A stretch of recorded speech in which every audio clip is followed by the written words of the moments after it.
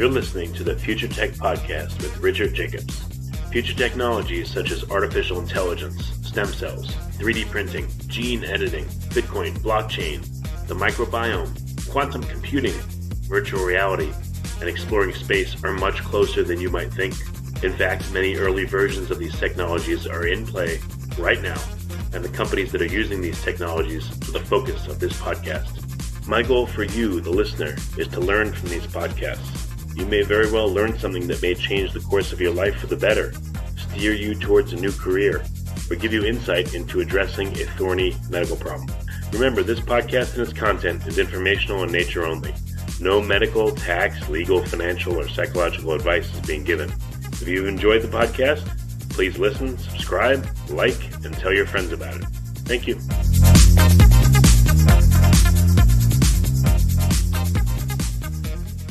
Hello, this is Richard Jacobs with the Future Tech and Future Tech Health podcast. I have David Pamies.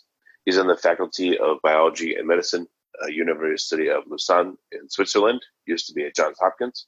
And we're going to be talking about a human-induced pluripotent stem cell-derived 3D platform. So, David, thank you for coming. No, thank you for having me. It's a pleasure to. Yeah, for people that don't know, what are induced pluripotent stem cells?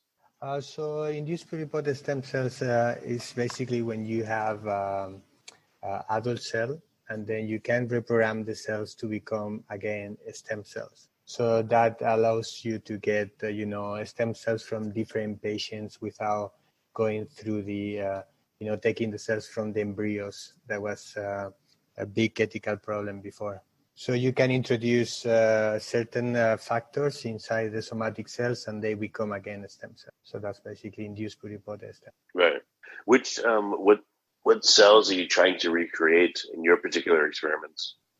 So what we are trying to develop is in vitro models that represent human brain. So basically, what we try to differentiate the cells in, we're trying to do it in a 3D structure. So basically, we generate like a small tissue that has different neuronal cell types, astrocytes, and oligodendrocytes, the different types of cells that we will find in the brain. So we differentiate them all together so they are interconnected and they resemble a little bit or mimic a little bit what we will find in brain tissue. How, the brain is like incredibly complicated. So how much of the brain's function are you trying to approximate with your spheroid? Yeah, that's a good question. So in our case, what we are trying to do is the application we would use is for toxicology. So we need to find a way that we can find something that is complex enough to kind of reproduce some functionality of the brain, but that is not super complex. Because when you get like a really complex models, then it's really difficult to have a reproducible system. So in toxicology, we want to have a model that every time we produce this tissue is the same. So then when we introduce chemicals and toxicants or drugs, we don't have the variability of the model. So in our case, what we have is, let's say, the basic tissue unit. So we have, the neurons that are connected between them and they have a spontaneous electrical activity. We have the oligodendrocytes wrapping with the myelin, the axons, and astrocytes supporting neurons, stuff like that. But what we don't have is like the different region of the brain. There's obviously some parts of the brain that have a specific type of neurons or things like that. So we have something that is kind of general, so that they reproduce a little bit what will be the general structure of the brain, but it doesn't have the particularity of each different region in the brain. Yeah, I'm sure that'll be nearly impossible to recreate. Are you assuming in terms of toxicology that the substances you're testing have made it past the blood-brain barrier? Yes. So we also have incorporate in our model a blood-brain barrier system, so we can check if the chemicals will pass the blood-brain barrier or not before testing in our system. But also there's by chemical properties of the drugs, sometimes you already know if this is something that is going to happen most likely or not. But you can also test this in vitro to check if the chemicals will cross the blood-brain barrier or not. And where do you get these cells from? Do they start out as skin cells, or what do they start out as before you bring them back to pluripotency? So normally we get them from donors. We take from the skin, and then from the skin we reprogram them to become stem cells. And at the moment we have several lines that are coming from healthy donors, but also from some disease. So we have, for example, for Parkinson's disease, we have some autistic lines from autism, things like that. When we get the glioblastoma, because we also use the model for drug screening in glioblastoma research, then the glioblastoma are obtained directly from the patient. So when the patients die, then they remove the glioblastoma, and then we incorporate these cells into these brain spheres. So have you seen that, certain conditions do translate to the cells themselves? They're preserved even through pluripotency, and certain ones are not? From my experience, I haven't seen much differences. We have some, there's some studies showing the differences between disease. In my hands, I haven't seen that, but there's some studies showing, like, for example, some schizophrenia patients has a lower myelination in the axons and things like that. However, sometimes it's really difficult to know if it's because of the disease or because the reprogramming. So you have to be really sure that the cells, it could be also by the variability between individuals and not because of the disease. So you need to have several lines from patients. You have to have several lines from healthy patients, and then you have to derive in the same way, because there are different ways to reprogram the cells and differentiate them. So you have to make a lot of controls and have a lot of lines to make sure that the differences are because of the disease and not because of the variation of the process. But there are some interesting research already published showing differences in some disease. When does brain toxicity tend to occur when someone takes a drug? Is it very quick, or does it happen later on after the drug has been metabolized by the liver and other organs? Well, what we are doing is a little bit different. What we are trying to do is to predict the toxicity that will happen in humans. So at the moment, the current guidelines are in rodent mainly.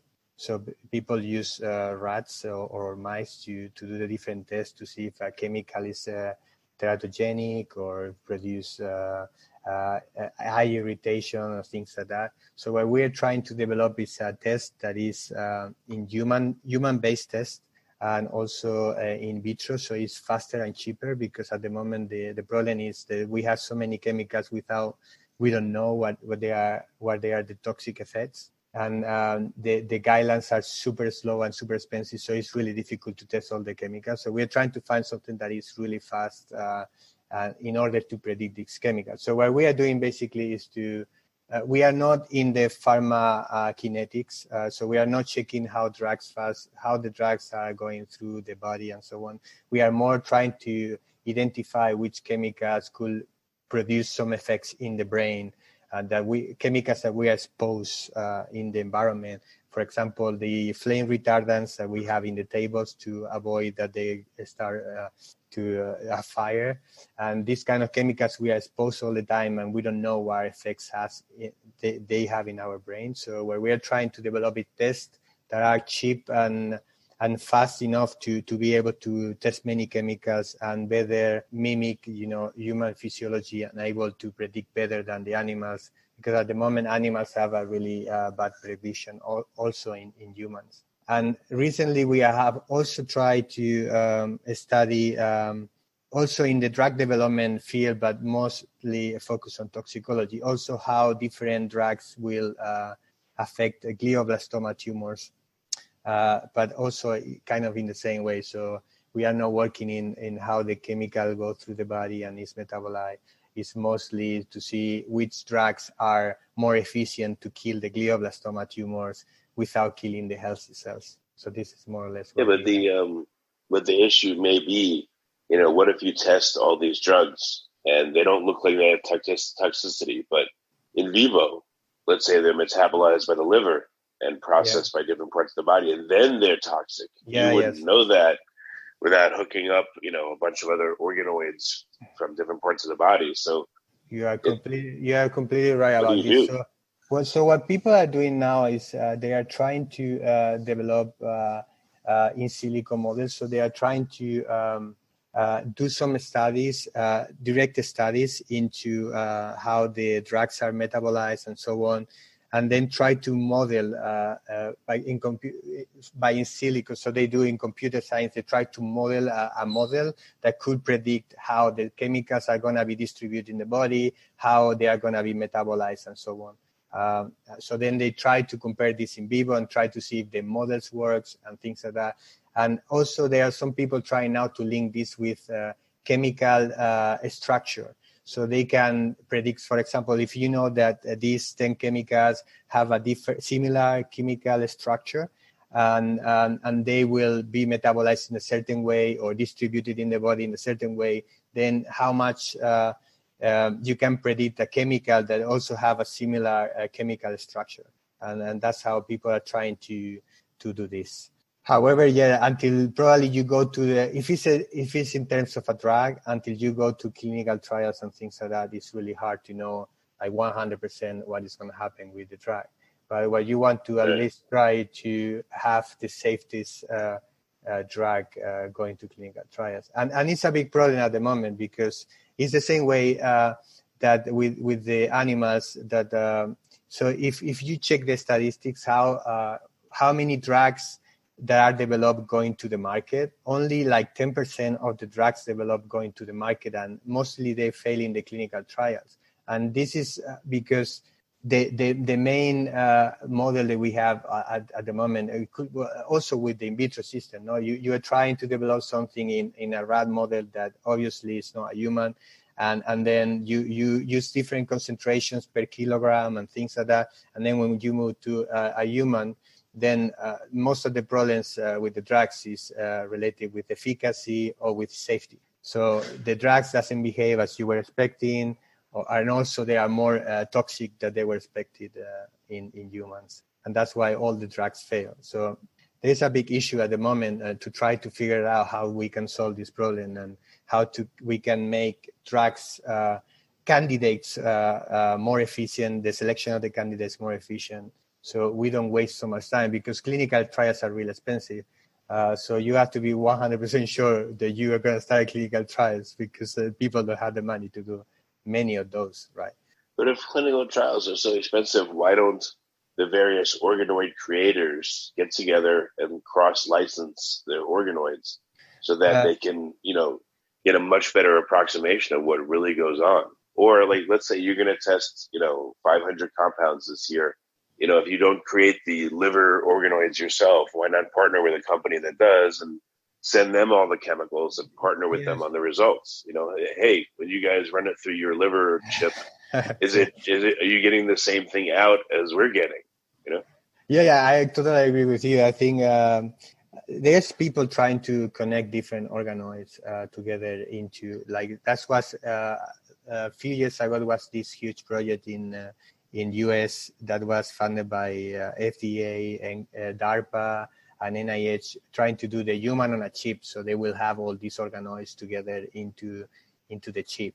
And there's some publications showing the connection of a few organoids, like for example, I don't know, liver, kidney.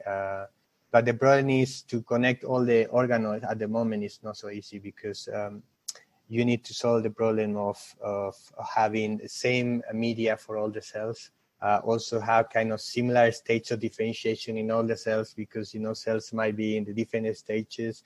There's even some cells that will never be able to completely fuel, maturate. So it's not so easy to do this. But I agree that if people will share more the information, it could be easier, to reach to a good point. However, pharma don't want to normally share any information about anything that could be profit from them. inside. It's already hard in like public science because, publications is putting all the pressure. So you want to be the first and things like that. But if you move to the pharma companies, it's even worse because, they know that if they have a really good candidate, it could be a lot of money. So if you want to know, how this is metabolized in another organoid, but you don't have it in house, you have to share the information with someone else and this type of things. It gets complicated. And also, I think pharma is, as all these organoids and organ-on-a-chip things are really new, I think pharma is still like a little bit like seeing what happened and before going into this type of research. And we know because we have some contact with some pharma industry and here in Switzerland, they are really interested, but they obviously don't have yet in-house any of those systems, right? So they are talking with us to see how they can use the models and how they can incorporate this to the pipeline or the initial drug screening and things like that. But as it is quite new, I think pharma is still a little bit not really into the game yet. Who first came up with the idea of an organoid and when? Do you know? Well, 3D models so it depends what you consider organoid, because also the terminology is changing in the last years, but it has been already known for a long time, 3D cultures and 3D cultures that already resemble a little bit the functional part of an organ. And this has been really from really long time. In the case of the brain, in 2013, it was Lancaster paper that was, I think, was a Nature paper, and they were the first time to show that they can differentiate the brain with the different, with a little bit of the structure of the initial development of the brain. So they have different compartments of the brain with different sections. You could distinguish between forebrain, midbrain, and this type of things. And this was in 2013. But there's other organs, like liver organoids and things like that might be a little bit early than that. But I would say maybe, for the new organoids, I would say maybe 14 years or maybe 10 years. But there has been already people working on, rat organoids, rat 3D models from really, really long time ago. In making the organoid, you're just making like a spheroid. I mean, are you seeing that the cells are moving around and rearranging and creating their own morphologies as you differentiate them, or like what do they do? Is there any interesting behavior there? Yeah. There's definitely some.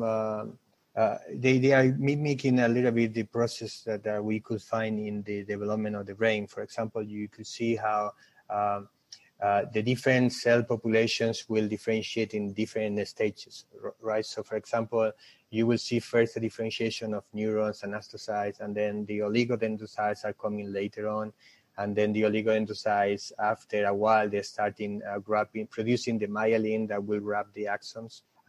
These type of things, you can see them. Also, you can see, for example, a high proliferation of oligodendrocytes in the beginning of they start to differentiate, and then how they are, they are selecting only the oligodendrocytes that are functional, and the other ones are dying over the differentiation process. And this is something that also happen into the normal development of the brain. So you can see this type of things. It depends how complex is the model. If you go for like cerebral organoids, you can see also how the stem cells migrate and then differentiate over the migration, and the different stages of differentiation through the migration, and this type of things. I can only talk about brain because it's my field, but I'm pretty sure you can see also in other organoids how is mimicking kind of the differentiation that happen in the normal in vivo situation. Are you using a scaffolding, or how do you make sure that the organoid forms in some kind of sensible way? In our case, we are using a bioreactors. So basically, the cells are floating, and it has a certain movement to avoid that they grow in size.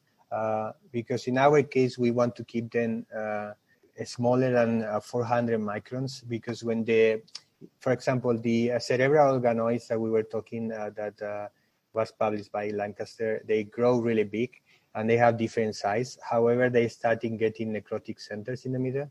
And that in toxicology or drug screening is not possible to use because then you don't know if the toxicant that you are putting is the one causing these necrotic centers or not. So in our case, we are trying to keep these neurospheres or brain spheres smaller than 400 microns so they don't get necrotic centers. So we use this spinning movement to keep them really homogeneous in size and in shape. So that's how we culture the model. So the organoid forms into like a spheroid shape of what kind of typical dimension? They grow around, it's like a sphere and it's around 350 microns. When we introduce the tumor, so like I say, sometimes we use this for drug screening for a glioblastoma. What we do is incorporate a few cells of the tumor inside the sphere. And then over the weeks, the tumor is growing and start interacting with the cells in the surrounding. And then in these cases, sometimes you can see that the brain spheres with the tumor grow bigger than 350 microns. But it's because of the growing of the tumor. Interesting. All right, so you're modeling these tumors as well, and then testing drugs on the organoid with the tumor in it. Yeah, so something that we have, I think we are the first in doing this. Normally in glioblastoma tumor field, the people has been using the tumor derived cells from patients and then grow them in 3D. However, they are growing normally only the tumor cells, and they have been testing different chemicals in these tumor cells. However, we know that the tumors, especially glioblastoma, interact with the cells in the surrounding, and there's a crosstalk between the healthy cells and the tumor for the progression and the survival of the tumor. So I think where we wanted to be sure that we have the tumor into microenvironment of the tumor, so we can also see the interactions between the tumor and the cells in the surround. But also this is really interesting when we do the drug screening, because normally drug screening is based on the tumor, right? So you will see the effects of the drugs into the tumor, but you don't know if the drug is going to also affect the healthy tissue, because some of the chemotherapies also are, some toxic, they have some toxic effects in the healthy brain. So with this system, you can check the tumor, if the tumor is affected by the drug, but also if the healthy cells are affected by the drug. And we have incorporated this in a high throughput platform, so we can measure hundreds of drugs at the same time. And now we're trying to get more funding to do a bigger test with more than 100 chemicals into drugs into the glioblastoma that we have. How does the tumor act versus the regular cells? Do you see differences in behavior? And so what do you notice about them that's different? Yeah, definitely. The first the tumor is growing faster, and normally when we have the brain spheres, when cells differentiate, normally they don't proliferate a lot. For example, neurons will not proliferate after they are mature. So in some point, the brain spheres stop growing, and it's just maturating. So they are increasing the connections between the cells and stuff like that. However, the tumor is still growing, and you could see some markers that are, for example, for proliferation that are really present in the tumor, while in the healthy tissue you don't see it. And what we are trying to do now is we are going to try to study what are the molecules that the tumor is secreting to the healthy cells, and how the tumor is changing the healthy cells around the tumor. That's what we are trying to focus now. But definitely, they have a completely different behavior, the tumor with the healthy cells.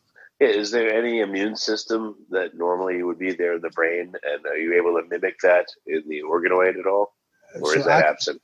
No, actually, immune cells are really important for development, for glioblastoma development.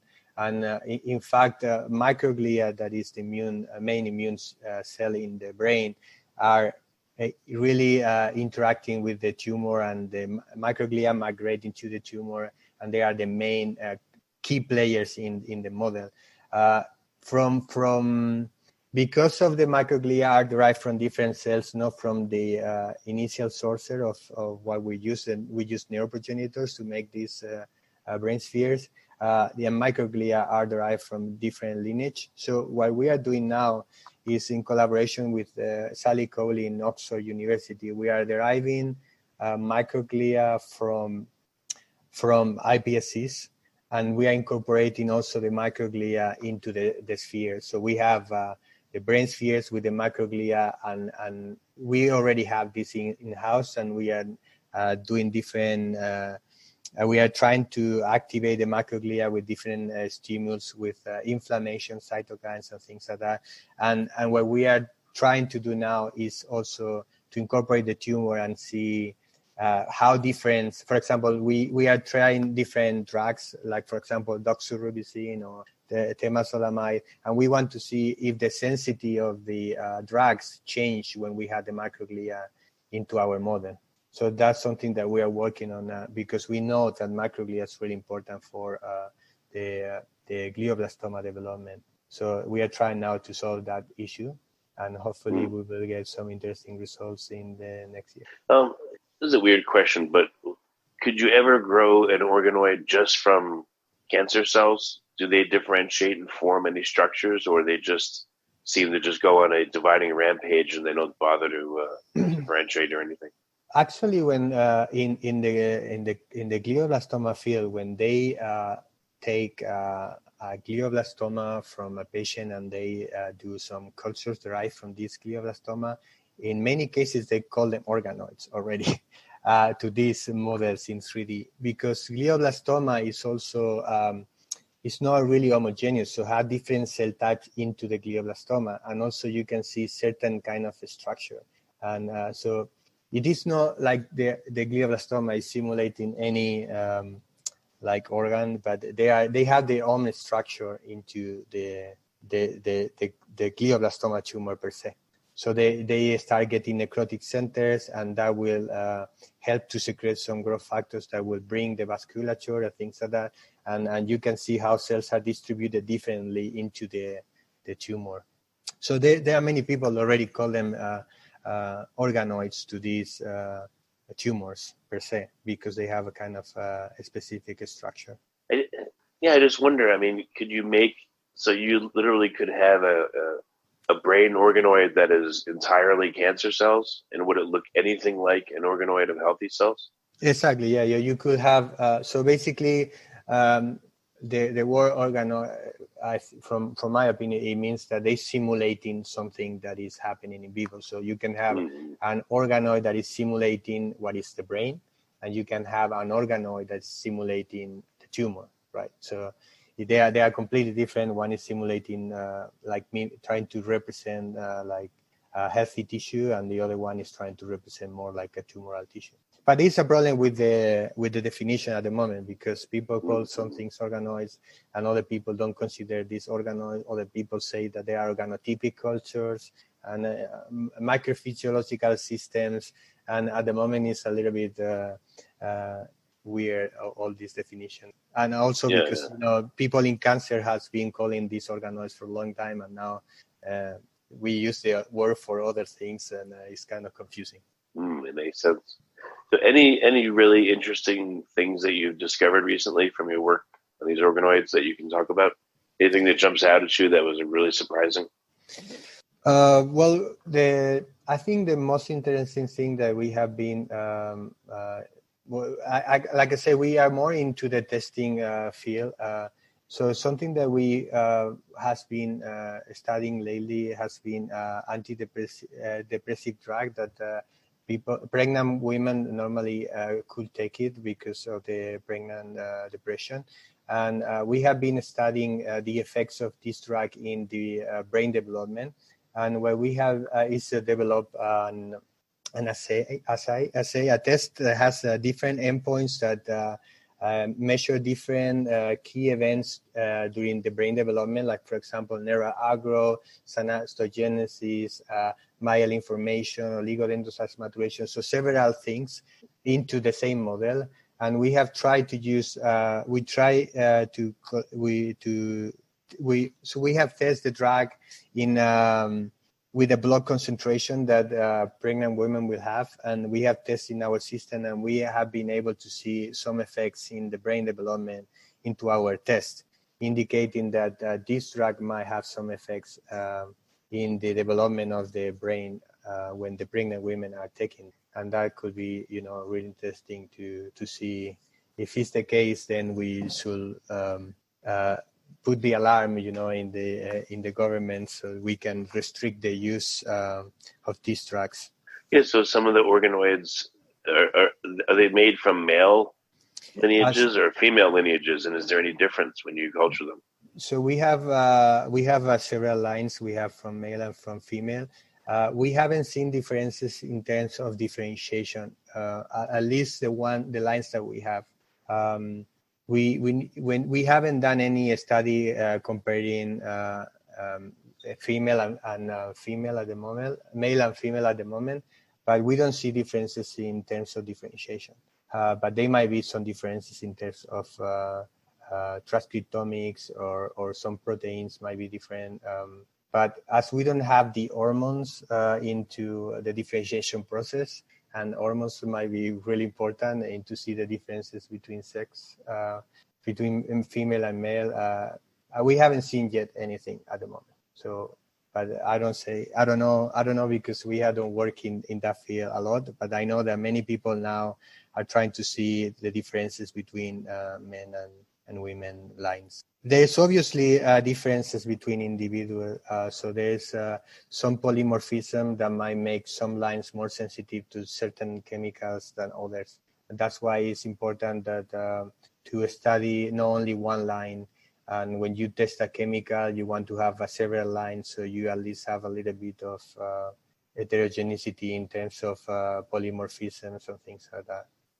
And one thing I haven't asked, I forgot, is how do the organoids get food, nutrients and oxygen? How do they respirate and how do they get food? Well, so when they are like in the media, and the media has already the nutrients that they need to, they basically absorb the nutrients from the media. So it will be like extracellular. The extracellular matrix will provide the nutrients. The oxygen also, as we don't have vasculature, and at the moment there is no much advance in trying to put vasculature in the organoids, they also have to get the oxygen through the basically taken from the media without any vasculature that brings the oxygen. And that's why, when you get a really big organoids, you start seeing how the cells in the middle are dying because the oxygen cannot fuse into the centers of these organoids. And I know there is already some publication showing that they are trying to generate also a vasculature into the organoids, so then the oxygen will be able to reach all cells into the organoids. But at the moment, you can only see like there is no complete the vessels, and it's not completely functional yet. But I know there are some people trying to work on this to be able to reach the oxygen in all the cells. Also, many people use like bioreactors or shakings, so the cells are in movement, and they can you can have a higher interchange of oxygen between the media and the incubator. But that's only limited. So you cannot get really big tissue without vasculature because, not all the cells will be able to get the nutrients and the oxygen. Okay, got it. Well, very good. So what's the best way for people to find out more about your work and maybe contact you and interact? Well, there is if they want to contact me, they can look for me in the website of the University of the Department of Physiology in Lausanne University. There's also, if there is scientists interested, they can look for my publications, and I'm the corresponding author in most of the last publications, so my email is there, so they can contact me. And yep. I guess okay. Anyway. That's great. Well, David, thank you for coming. It's been a very good call. Thank you very much for having me.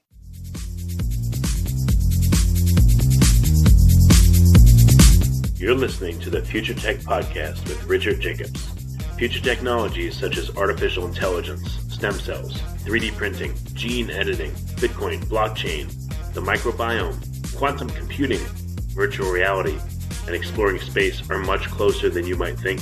In fact, many early versions of these technologies are in play right now, and the companies that are using these technologies are the focus of this podcast. My goal for you, the listener, is to learn from these podcasts.